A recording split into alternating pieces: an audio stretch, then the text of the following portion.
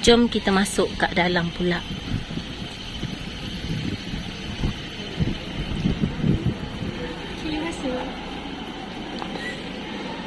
Ada kad pelajar, masuknya RM2 saja. Bergemas RM3. Jumpa tangga naik ke atas. Orang-orang tengok ke atas, keluar ikut sini. Di kampung dia ambil tak nak? Boleh ambil. Ini RM2 untuk pelajar yang ada kad lah, yang bawa kad tu jimat lah. RM5 ni dewasa. Kanak-kanak RM3, murah je. Dekat dinding ni tertampal proses perlombongan bijih pada zaman dahulu. Contohnya gambar atas tu kan, dia tulis biji yang diangkut melalui kereta api untuk dihantar ke Dungun. Pengenalan bagi sejarah Bukit Besi. Bukit Besi secara geografinya terletak di Mukim Besol, daerah Dungun. Kawasan ini beriklim khatulistiwa. Ini granit, batuan granit berbutiran sederhana. Untuk bentuk batu ni marmar berwarna kelabu gelap. Kerja-kerja pelombongan dilakukan secara manual dengan menggunakan tenaga manusia yang melibatkan kerja-kerja mengenal pasti dan mengasingkan sumber-sumber galian yang wujud. Galeri 2. Aktiviti perlombongan. Aktiviti melombong biji besi bermula dengan kerja-kerja pengukuran kawasan yang mengandungi galian itu. Sebelum melakukan kerja-kerja pelombongan, sampel tanah akan diambil terlebih dahulu untuk dibuat kajian.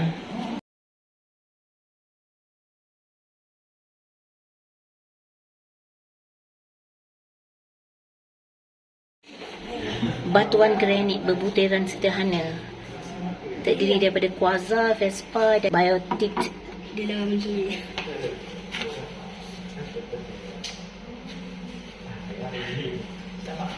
Ini jenis batu-batu yang mengandungi biji besi. Nama-nama batu tu, lepas tu ada sampel batunya tu. Geotit, limonik. Yang ini pirit, hornfels. Yang ni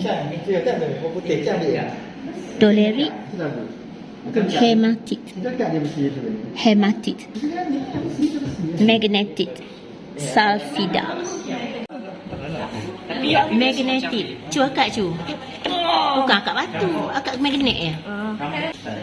Magnetit. Nampak macam kecil batu ni, tapi dia punyalah berat. Dalam tu ada besi.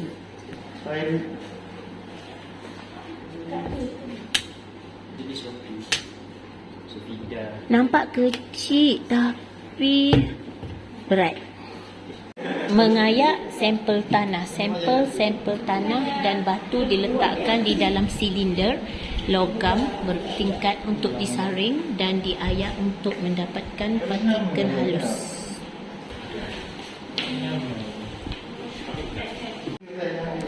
Pengujian serbuk tanah di makmal. Lebih daripada 150 sampel tanah akan diuji di makmal perlombongan setiap hari. Hasil daripada keputusan makmal, sampel yang mengandungi biji digunakan untuk menentukan persempadanan dan penerokaan kawasan lombong. Penghasilan serbuk tanah. Ini contoh biji besi yang telah ditapis. Peralatan-peralatan yang digunakan untuk kerja menebang pokok dan pertukangan kayu. Masa Zu kecil-kecil dulu biasa tengok ini. Ni, apa tu? Ketam kayu. Ketam kayu. Banyaknya jenis. Banyak jenis.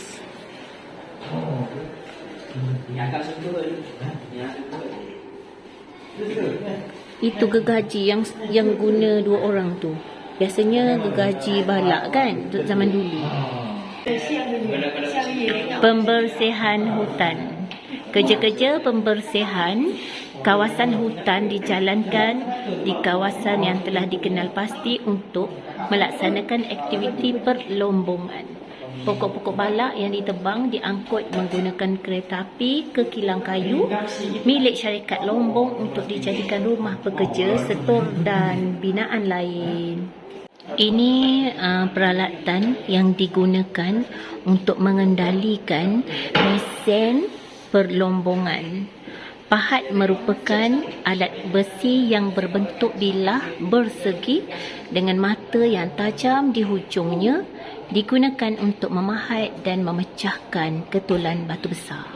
Ini antara contoh pahat. Ini pencabut paku. Ini spana. Dah berkarat dah, tanda dia usianya dah tua. Bahagian ini ada terpapar kaedah perlombongan 1930 hingga 1942 era Jepun.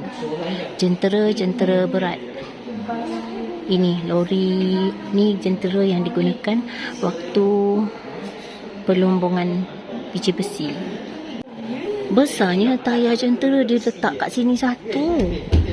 Di sini ada replika gergasi nak tunjuk bagaimana cara perlombongan pada zaman dahulu.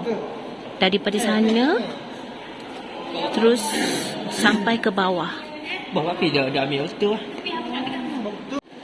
Di sini menggambarkan proses letupan. Kemudian aktiviti mengangkut tanah. Selepas proses letupan, jentera jengkaut mula beroperasi mengangkut biji besi ke lori. Jentolak pula digunakan untuk mengasingkan bongkah batu-batu besar untuk proses letupan. Di sana ada lori, di sini jentolak. Lepas tu proses pengangkutan batu-batu dengan lori, dituangnya ke sini, masuk ke saluran sana. Kemudian ditimbun ke situ. Ini antara replika yang menggambarkan proses perlombongan pada zaman dahulu di Bukit Besi.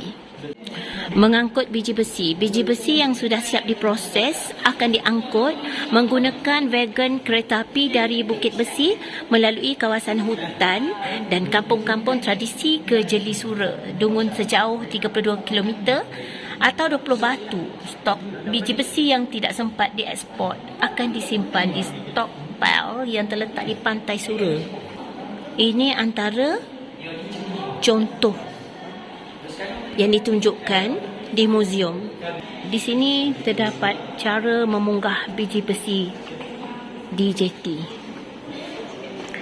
Wagon kereta api yang melalui mesin rotary tipe untuk mencurahkan biji besi ke dalam tali penghantar. Kemudiannya, tali penghantar akan membawa biji besi ke opal. Dari jeti, biji dicurah ke dalam tongkang-tongkang menunggu di hujung jeti. Bagus kalau kita ajak anak-anak datang ke Muzium Bukit Besi pada cuti persekolahan. Di sini Jemaat Bersatu pun buka.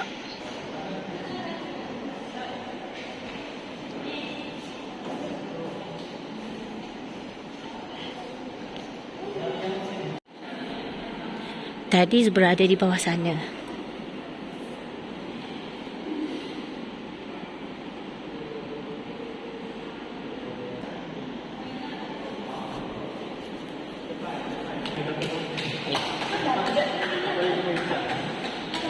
Pelabuhan Dungun.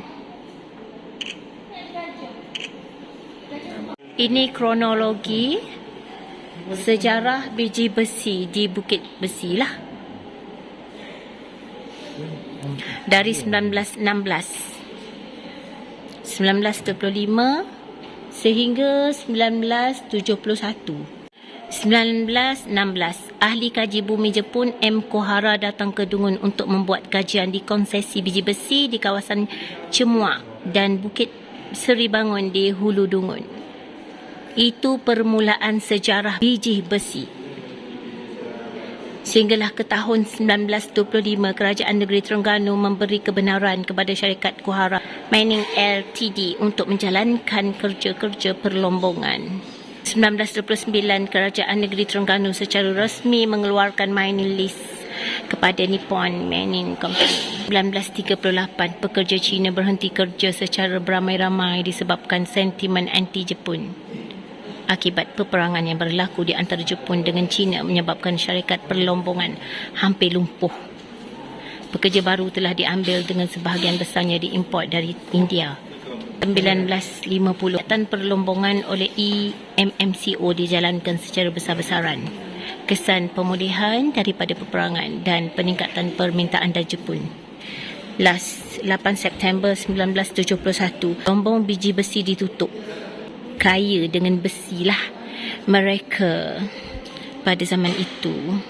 Pada hari ini 24 hari bulan 2023 jadi viral. Ni terowong ni di Dungun. Ramai yang datang, ramai sangat.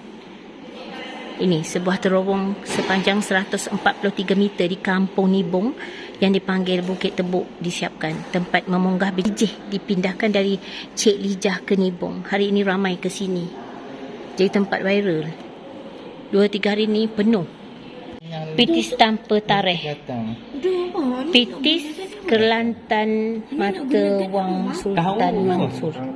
Tu ada tahun tu 1891. Satu pitis sen 1920. Pitis Malik Al-Adi. Pitis di zaman pemerintahan Sultan Zainal Abidin III. Zaman pemerintahan Sultan Baginda Umar. Pitis Mak Saleh tahun 1939 hingga 1945. Ini majalah Majikan Lombong. Newsletter of the Malayan Mining Employers Association. Ni surat khabar lah zaman dulu ni. Alat komunikasi zaman perlombongan lagi ni. Ronald James White, Australian, Sydney, Australia. Betty Joy White. Dah tak ada dah. Tinggal sejarah. Mesin mengira zaman dulu. Siapa ada ni zaman dulu kan, zaman tu kira mewah lah agaknya kan. Ini alat tanpa pejabat, dokumentari. The Kuhara Mining Co. Ltd. Lapangan terbang Bukit Besi. Wagon kereta api. Ini wagon kereta api agaknya kan. Kereta api merupakan sistem pengangkutan utama ketika di zaman kegemilangan aktiviti perlombongan biji timah di Bukit Besi pada abad ke-20 lalu.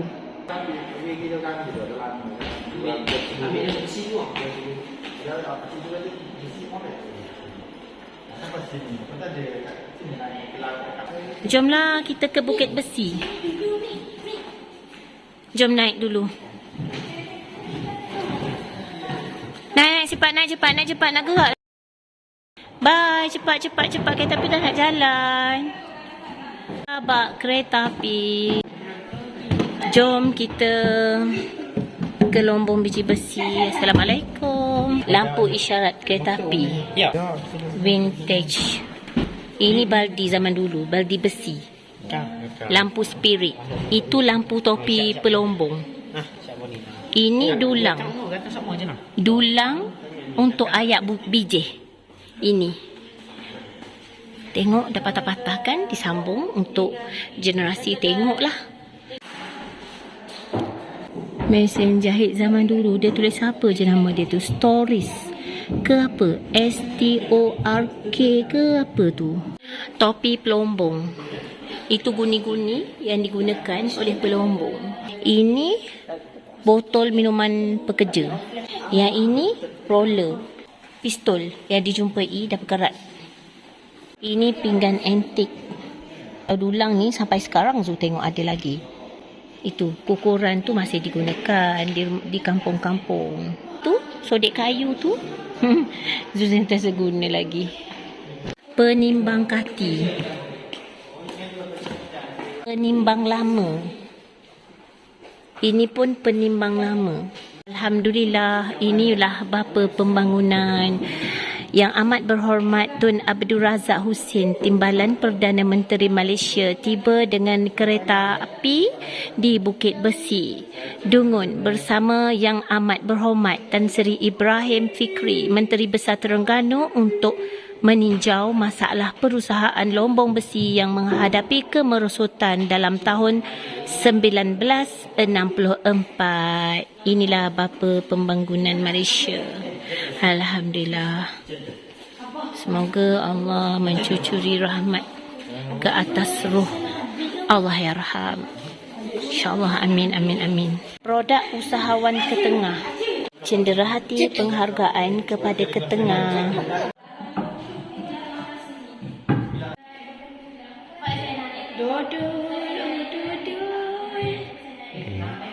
Di sini dibinanya replika rumah pemilik Lombong. Rumah Tauke Lombong pada zaman biji besi itu. Dibinanya replika di sini dan replika ini diletak dalam muzium.